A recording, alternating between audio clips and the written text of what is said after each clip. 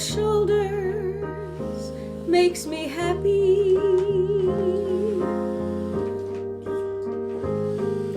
Sunshine in my eyes can make me cry.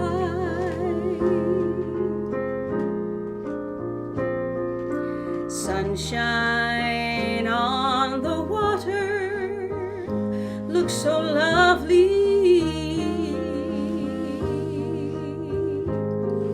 Sunshine almost always makes me high.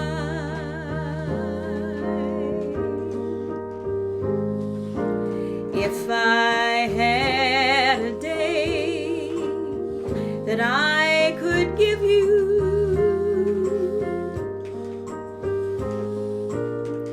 I'd give to you a day just like today. And if I had a song that I could sing for you, I'd sing a song to make you feel this way. Sunshine on my shoulders makes me happy. Sunshine in my eyes can make me cry.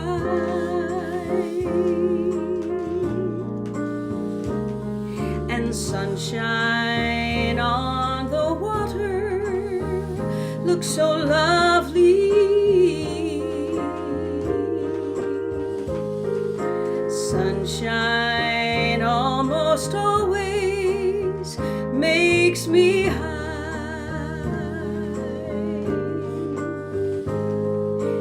If I had a tale that I could tell you,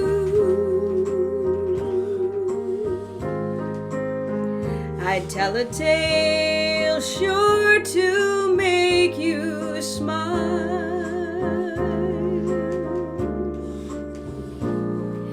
And if I had a wish that I could wish for you,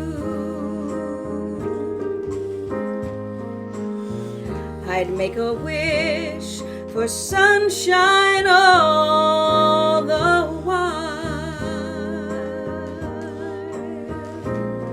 And sunshine on my shoulders makes me happy.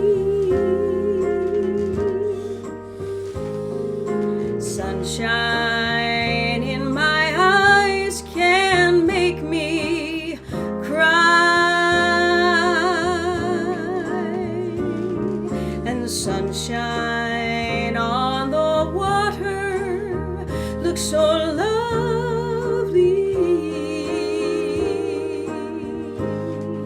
Sunshine almost always makes me high.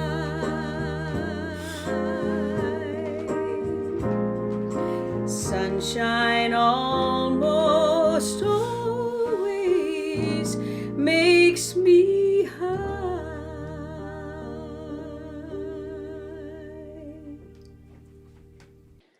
Welcome, everyone. So glad you can make it. We're glad that you're here. Each Sunday, we set our intention in this space.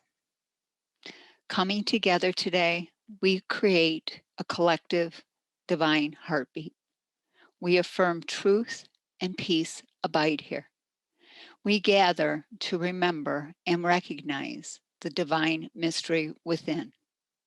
In our sacred circle, we honor the awakening of each spirit who enters. Now, a prayer. Let us pray. Mother, Father, Grandmother, Grandfather of the open, endless sky, your names are whole and complete. I invite your totality, knowing that your will is done, on and above the earth. Feed me today and give to me even when I fail to live up to my values. Help me to let others live their lives and express their values without interference from me. Keep me from being tempted to hurt myself and others, mostly by errors in my thinking. Prove to me my original integrity. Your way is peaceful, joyful, and glorious, now and forever. Aho.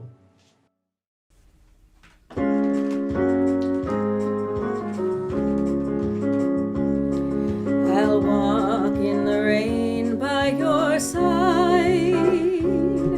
I'll cling to the warmth of your hand. I'll do anything to help you understand.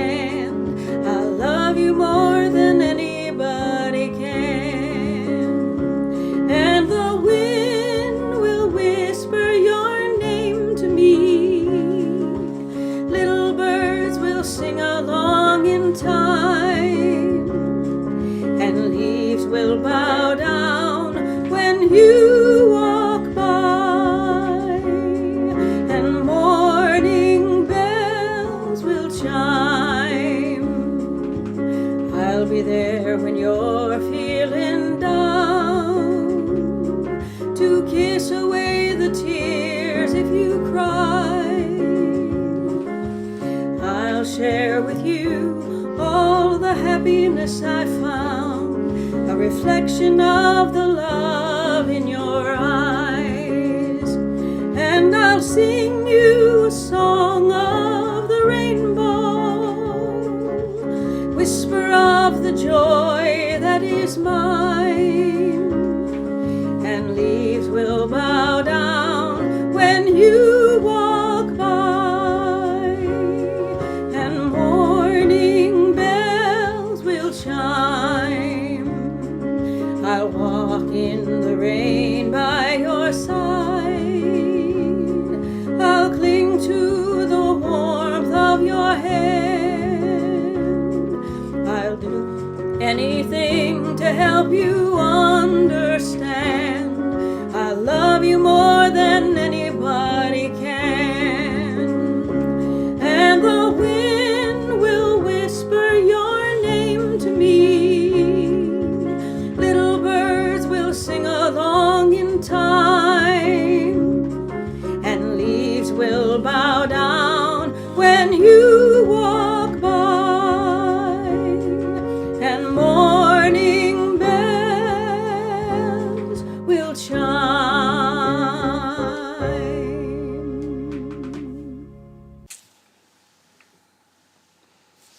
Thank you, Lori and John, and thank you, Melinda, for opening the circle today. Let's just kind of breathe all that in for a minute. It's December. Can you believe it? It's December already. And we're moving from gratitude into giving, from November into December, from Thanksgiving into the variety of holidays that December brings us. And primarily for a lot of people, that's some form of Christmas. So let's just do a little clearing for a moment within this sacred circle that we've created.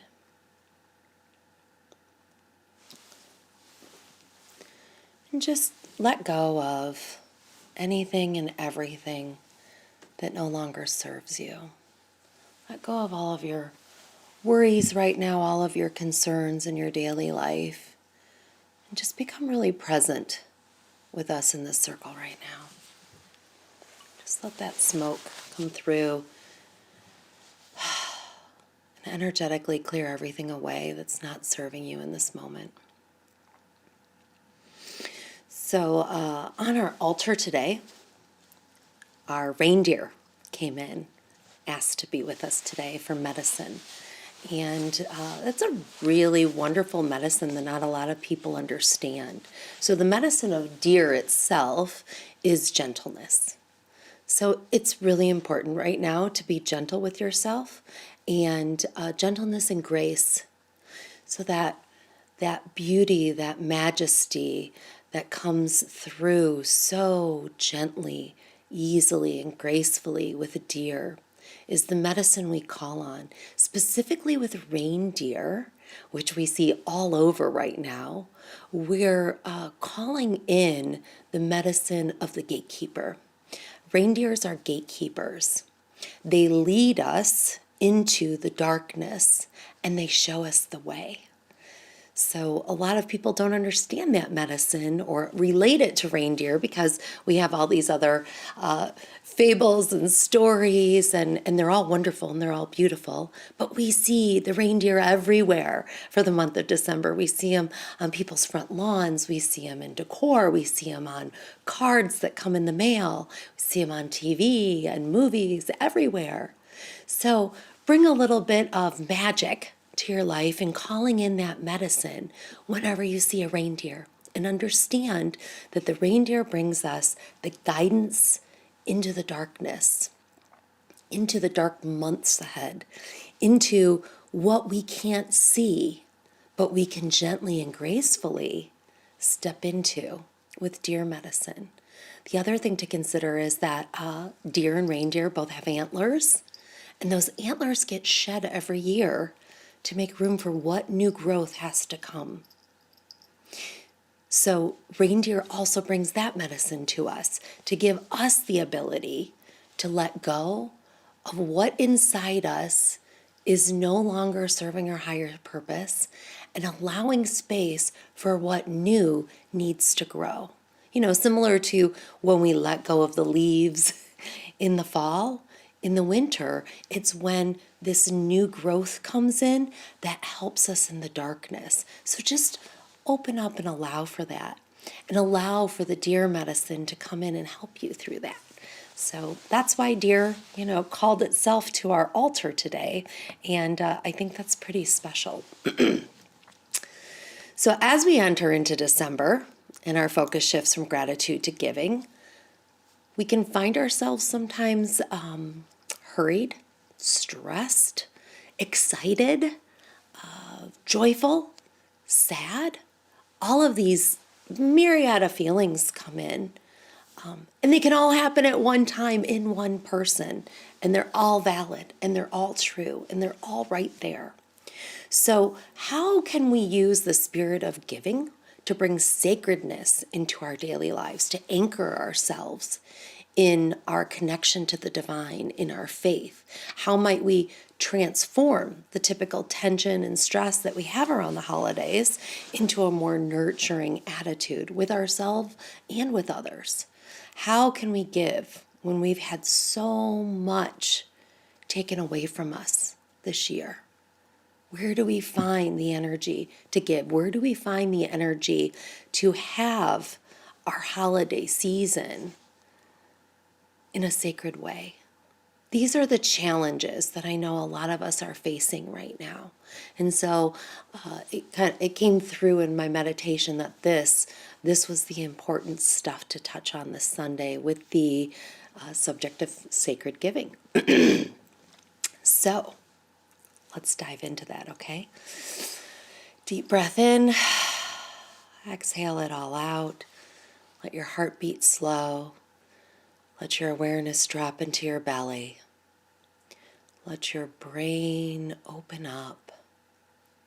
Let your vibration unlock so that whatever it is in your highest good, you can take in from the message today. So today we're going to talk about sacred giving. Sacred giving leads to sacred living. But what is sacred giving? How is that different than the way that we perceive giving today? The most sacred gift each person has to offer is an awakened mind. Think about that. The most sacred gift you have to offer is an awakened mind. Why is that? Well, when we're awakened, okay, we're living consciously. That gives us the ability to source ourselves from the divine. we have the ability to be connected with our own divinity, therefore being connected to the oneness all around us. And that is the greatest root, the greatest well, the greatest place to be connected to. And it allows us to be conscientious, and awake to everything around us. And even more importantly, to have that witness mind, the ability to be in the driver's seat from our higher selves, as opposed to being kind of yanked around by our emotions, by our egos, etc. So when we have that conscientiousness, when we're awake, when we're purposefully living, we have the ability to be in the driver's seat from our higher vibration. When we're in that space, that gives us the ability to open up and have patience, time, the ability to listen better, come from a place of compassion, have joyful effort instead of just kind of robotically doing things, but choosing to do things with great intent and joy, being connected to our practice. It gives us the ability to forgive. It gives us the ability to offer things up through our intentions and our prayer. Okay? So we get most challenged by people that we have some sort of anger or jealousy or greed with. And those are the toxic feelings that challenge our spirit the most to really step up and really step in that awakened mind, which is also the awakened heart. So when we have ourselves focused and we're connected with our divine energy, we have this ability. We open up the ability to have these traits right at our fingertips, to practice deeply into each one of those. And that is such a gift to offer yourself and others in the world. When we're able to do that, then we are truly living in a sacred way. Okay? When we are able to conscientiously recognize the ability to give from a sacred place, then we're able to live in a sacred way. And then we engage into the 4 agreements. And these are the things that, we've talked about in the past are important. Just kind of this code of living that no matter who you are, what walk of life you choose, what spiritual beliefs you have, the 4 agreements are a great way to engage in the world without creating more wounds, without creating any harm, and in a way that helps you heal what wounds you carry, eventually leading to a place of healing, wholeness, and being able to connect to the oneness in the world that gives life its meaning when you get to derive yourself from that divinity and experience that. So this is the process of sacred giving. It's about connecting to your awakened mind, bringing your heart forth, and engaging yourself in a conscientious way, choosing to breathe into that space where your emotions and ego don't yank you around, when you can be very present in the moment and bring forth from you the gifts you have to offer. That's sacred giving. It's being able to choose patience. It's being able to choose compassion, choose forgiveness, choose prayer. We choose these things when our spirit is leading us. What are some of the most amazing blessings that you receive from others? When you have that moment of just recognizing, wow, somebody gave you the gift of patience when you needed it. Somebody gave you the gift of compassion when you needed it. Presence, listening, intentions and prayers, forgiveness. Think of the gift of forgiveness when you've received that, when you've needed it. They're amazing blessings and they're gifts. They're gifts. So how do we get ourselves into the space where we can be the givers of those gifts? The most sacred gift that you have to give is your own awakened spirit. Having an awakened spirit that can become conscientious and spiritually present in the world in a moment when needed is the most sacred gift you have to give. And it's not a small one, right? It's not a small one. We know that from receiving it. And so we take a moment now to recognize that we are also the givers of that.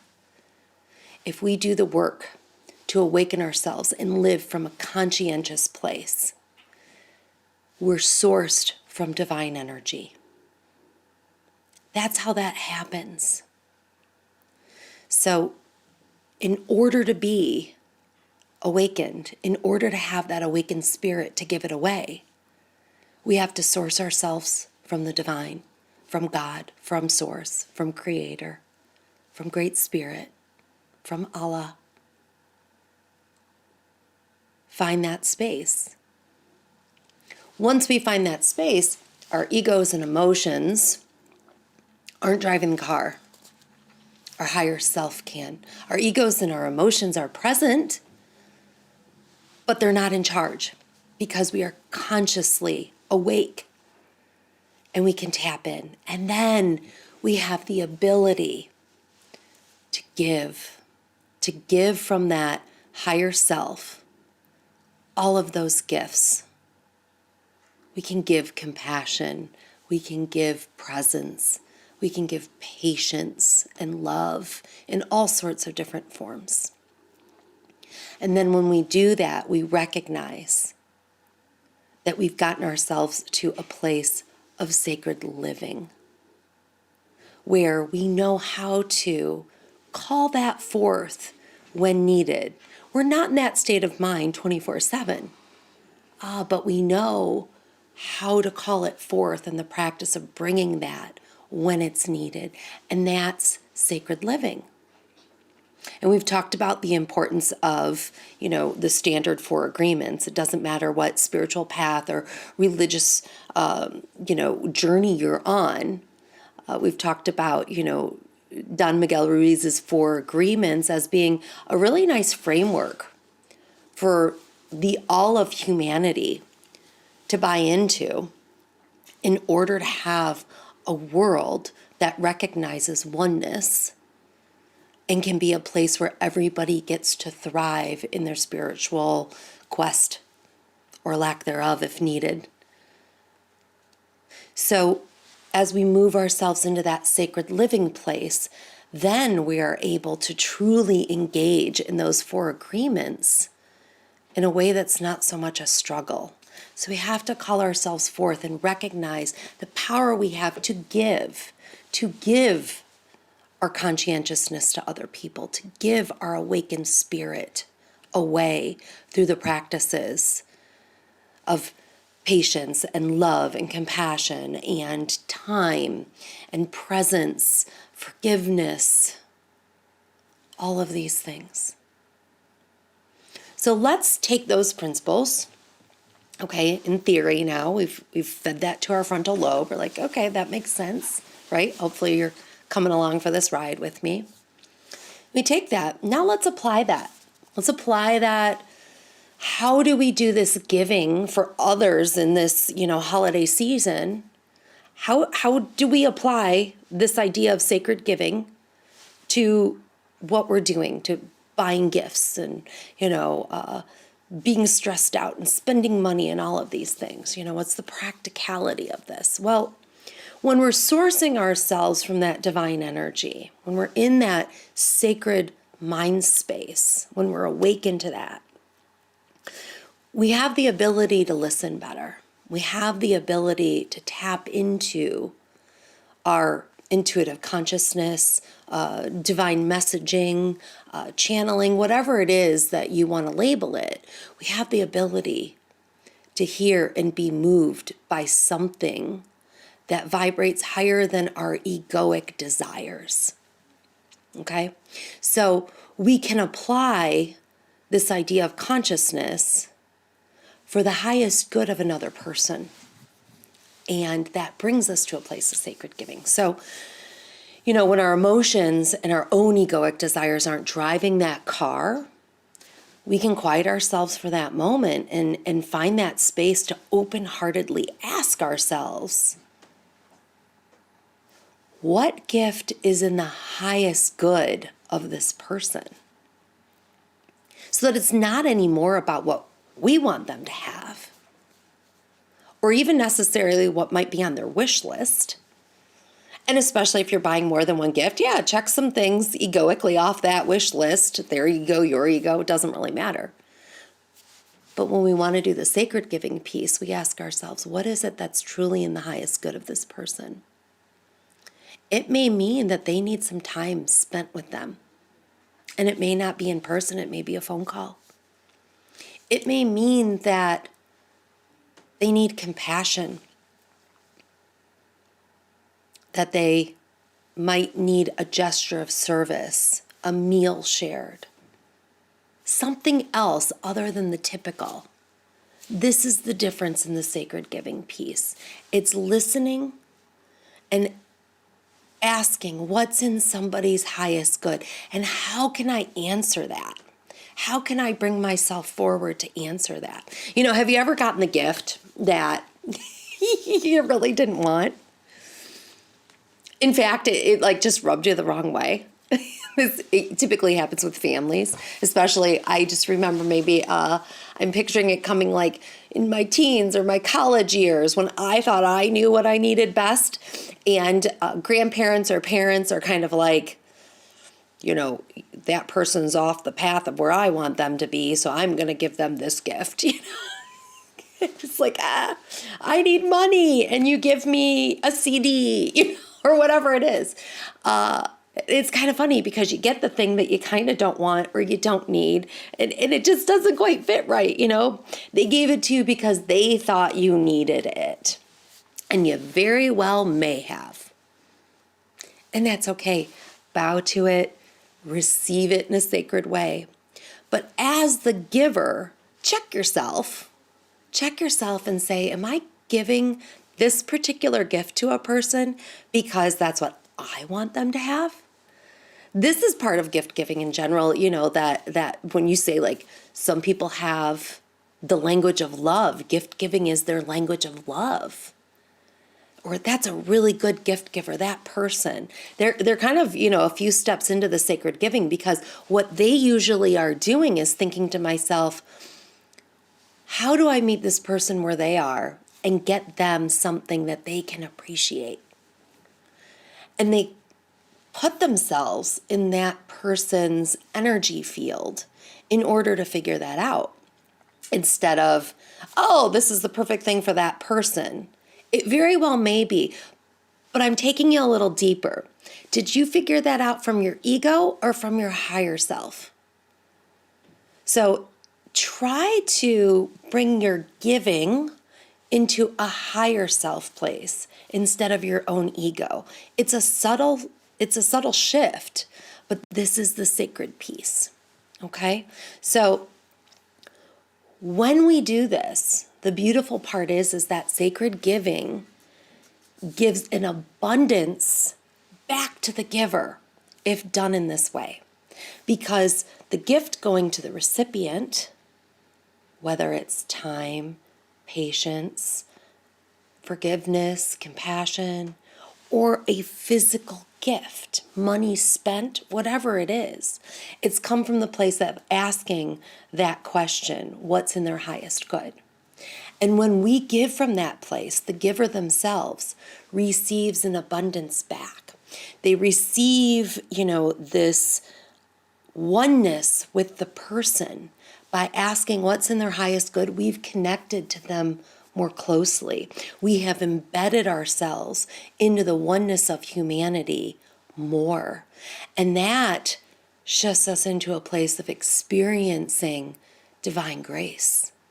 When we become part of the whole, it's mysterious, it's magical. It raises our vibration. It feels so good. It fills our tank. And it's literally the experience of grace, because we're meeting that person's vibrational level on a higher frequency, okay? And that gives back to us. So those are the aspects of giving in a sacred way to another person. Now, apply these principles further to yourself, because sacred giving also needs to be given to yourself. This is the most challenging one. This is definitely the most challenging one. When we apply these practices to ourselves, it can bring up all sorts of tacky, sticky weirdness sometimes. That's good. That's a very rich place to practice. That's going to help bring from the shadows where you need healing. It can bring up guilt and shame and embarrassment and lower self-worth and, all of these ideas of like, well, I can't give to myself. Or maybe you're on the other side of the spectrum and it's real easy to give to yourself. And it's hard sometimes to say no to yourself. Well, just like any parent would be with a child, there are times to say yes and there are times to say no. And while spiritually we're living in a culture, I think, that's balancing the pendulum so far, especially for those of us that came up in the Catholic Church and we were taught a whole lot of sacrifice of self and martyrdom. We've kind of swung the other direction of, well, it's time to say yes to myself a lot. That's self-care. It is. And it needs to be in balance. So sometimes it's important to say no, and sometimes it's important to say yes. The good news is your ego doesn't have to figure it out. Ask your higher self. What's in my highest good? How do I say yes and when? And how do I say no and when? Going without and saying no to yourself sometimes builds grit, builds resilience, brings its own set of gifts. Don't get attached to it. Don't take it personally if what you hear when you ask if I need to say no to this is no. Practice it and see.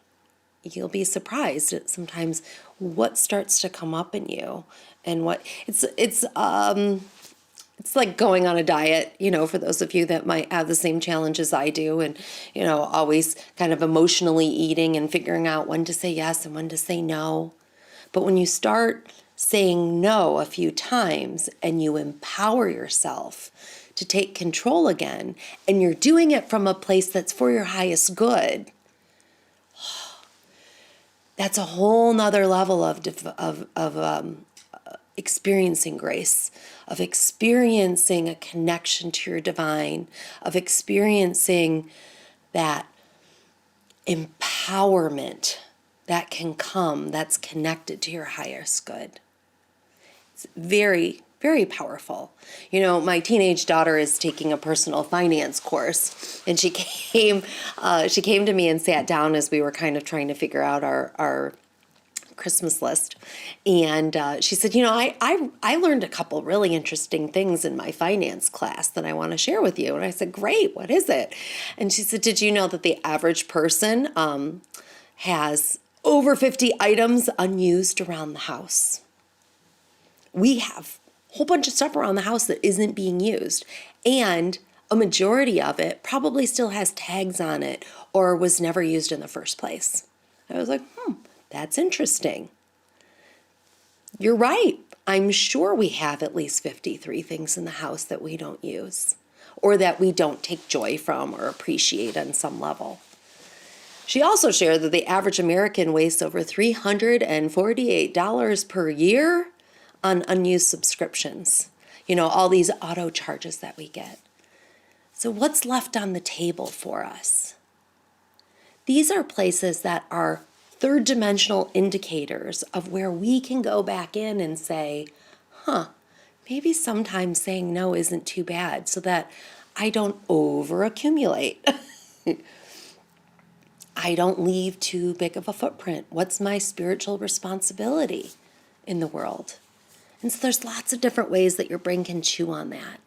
But when you pull it to that cerebellum and you really bring yourself into a higher place and ask, what's important here? And you get the answer, life unfolds for you in such a gracious way that really nurtures you and takes you in. And you're constantly fed, even when the answer's no. You're still being nurtured in some way. So take that in for yourself. The Native Americans have a beautiful ceremony called the giveaway ceremony. And every so often, I believe seasonally, you know, when I was living with a tribe, they were doing it annually, but I know that some tribes do it seasonally. They kind of go through all their stuff and decide what they're not using anymore. And then they invite everybody to come and they lay it all out. And they provide food and drink, and everybody comes and has a celebration. And if something's out that you need, it's yours. It's yours. So we pass it all along. And it's a beautiful ceremony because you get the joy of giving it away. And those that need it get the joy of having it without having to buy it and get some energy of yours coming in their life. So I love that ceremony. I think it's beautiful. I haven't had one in a while, and this talk is encouraging me to do so. That's another way we can give without money, you know, and without stress. Just find the things that give you joy to give away and give them away. You know, we've had this in America, this stereotype against like re-gifting. Why? Own it. Own it. This is a pair of earrings that I've treasured and worn for so long, and I think they would look beautiful on you, and I wanted to give them to you. I can see that being a very heartfelt gesture if it's coming from that place that you've been divinely inspired by. So let that resonate, see how that lands with you. Lastly, remember that these principles that we've talked about of giving away in a sacred manner, the most important pieces to give to yourself are those traits that we've been talking about. In your higher vibration, in your awakened self, where you can tap into patience, compassion, forgiveness, time, presence, and intentions in prayer, give those to yourself. First and foremost, give them to yourself. When you do that, you will model that for everybody around you, your friends and your family and your children and your grandchildren, your neighbors.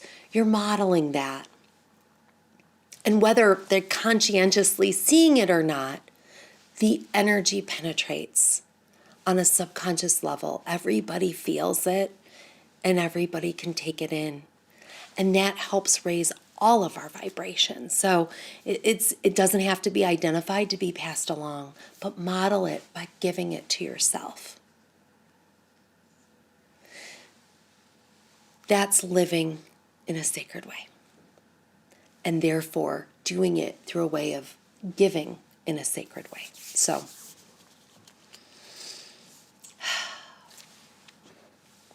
let's do a little meditation, okay? Go ahead and get comfortable where you are. Settle into yourself. Close your eyes. Breathe deep.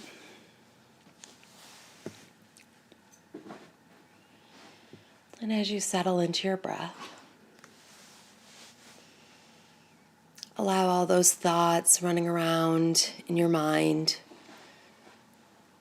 to just settle down and reflect.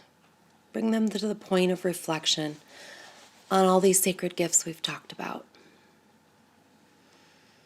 Think about presence, what that means to you, being present. Think about what that feels like when it's given to you. Compassion. What's it like when you've made somebody really angry and they let it go? It's powerful. Compassion is powerful.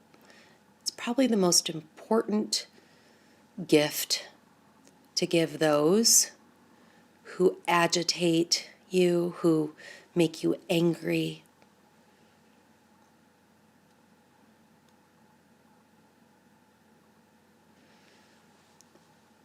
That's when compassion's most important. But bring it to all. Patience. How does it feel when you're given the gift of patience? When somebody just allows your flaws, allows your tardiness, your slowness on the uptake, or maybe you're spinning in circles and they're just being patient enough to let you settle down. Joyful effort. It's an interesting one. We put a lot of effort into things in the world, but it takes mindfulness. It takes presence, an awakened mind and spirit to put forth all your effort into things with joy in your heart, with a positive attitude, even when it's hard. To go scoop the litter box and say, I'm so grateful I get to have animal beings live with me. That's joyful effort. Forgiveness. What does forgiveness feel like? When you're truly sorry for something and somebody's forgiven you, how can you give that up too? Your time is an amazing gift. What happens when somebody who's really busy in life slows down to take some time with you? What does that feel like? What does it feel like when somebody prays for you? What does prayer mean as a gift?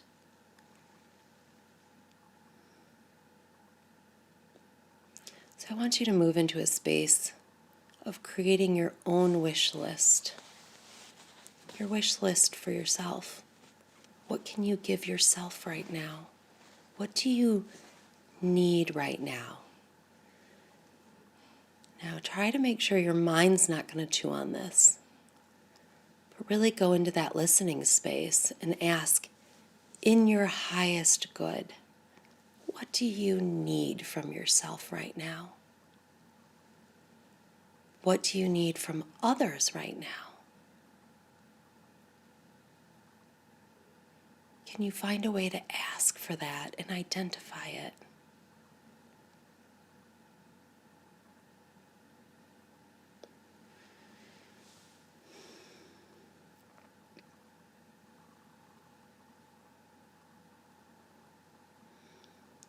Reflect on what God's gifts are to you. What have you been blessed with from the divine? It's a whole nother gratitude list, right? Just identify a few. Now, ask yourself, how can you share those with others? How can you abundantly spread joy with the gifts you've been given from the Creator? Who needs your sacred giving in your life right now the most? Who needs to receive from you? In the highest good, who needs you right now? what gifts can you offer them?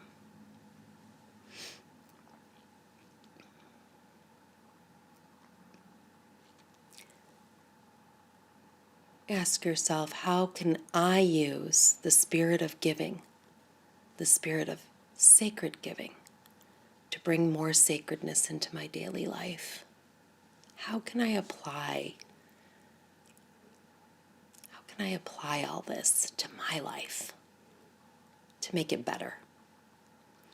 How might I transform this tension and stress that I sometimes experience at this time of year into a more nurturing time for myself and for other people? How can I do it with joyful effort? And importantly, in 2020, with all the challenges we've all faced, how can I give? How can I acknowledge what I've lost and still empower myself to see what is possible in my own life for me, in my family, with my friends, in my community, as well as in my country and the world at large? How can I empower myself to bring the idea of sacred giving into my life this way?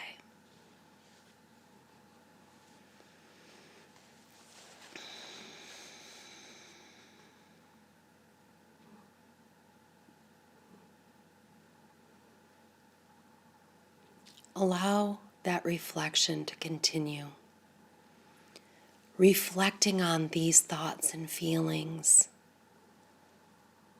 raising them up into a higher vibration, in and of itself, will bring grace to the whole season for you.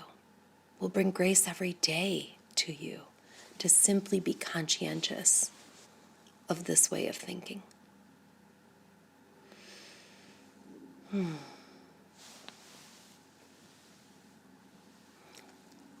turn it over to Lori and John. Thank you.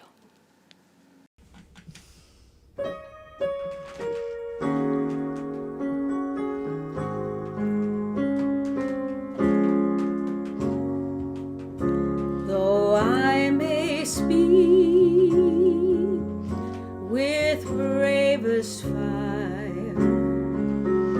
and have the gift to all inspire, and have not love, my words are vain as sounding brass and hopeless gain. Though I may give all I possess, and striving so my love profess, but not be given by love within, the prophet soon turns strangely thin. Come, Spirit, come, our hearts control, our spirits long to be made whole. Let inward love guide every deed. By this we worship and are free.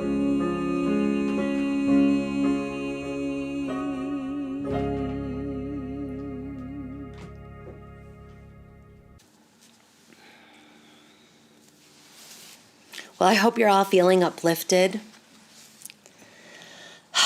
feeling empowered, excited for this season more than stressed, and that you recognize you have so much to give, so much to give. With or without a bank account, you have so much to give. So now, please bring forth your intentions for all those you want to give to, for all those who are struggling, for anybody, hold them in your heart. Call them all forth throughout space and time. Close your eyes and receive this blessing for yourself and for all those you hold. Creator, in the sacred circle of humanity, may each one of us create a conscious practice of sacred giving with an open heart. May we all put forth joyful effort in extending it to those who challenge us most. May each one of us receive and deeply experience the divine grace that awaits us as we grow to live in a more sacred manner. And may the sacred living gift us with joy, ease, laughter, and love through this traditional season of giving.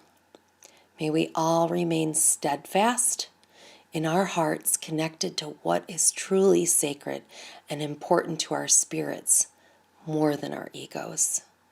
And may all who are suffering feel the healing power of our efforts and our love delivered to them. Bless all those less fortunate, lift them up to be in a better place. Aho. Have a lovely day.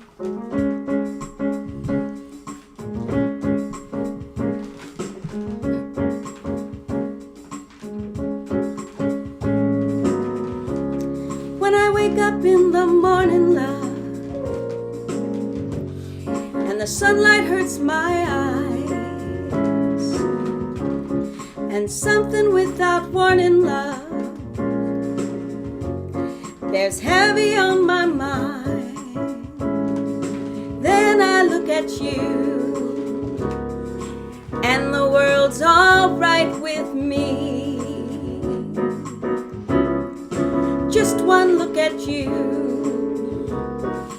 and I know it's gonna be a lovely day. Lovely day, lovely day, lovely day, a lovely day.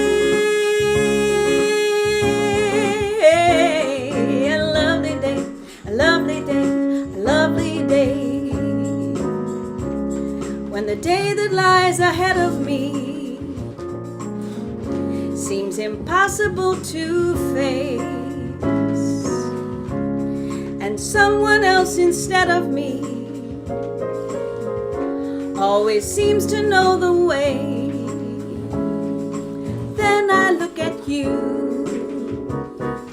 and the world's all right with me. Just one look at you, and I know it's gonna be a lovely day. Lovely day, a lovely day, a lovely day, a lovely day. A lovely day, a lovely day, a lovely day, a lovely day.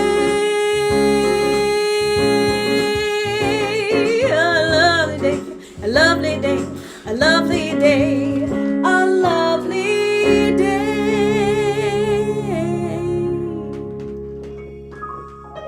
Have a great day. Thank you so much, Deborah, Lori, and John, for sharing your gifts today. We are so blessed to have all of you. And thank all of you for tuning in with us today.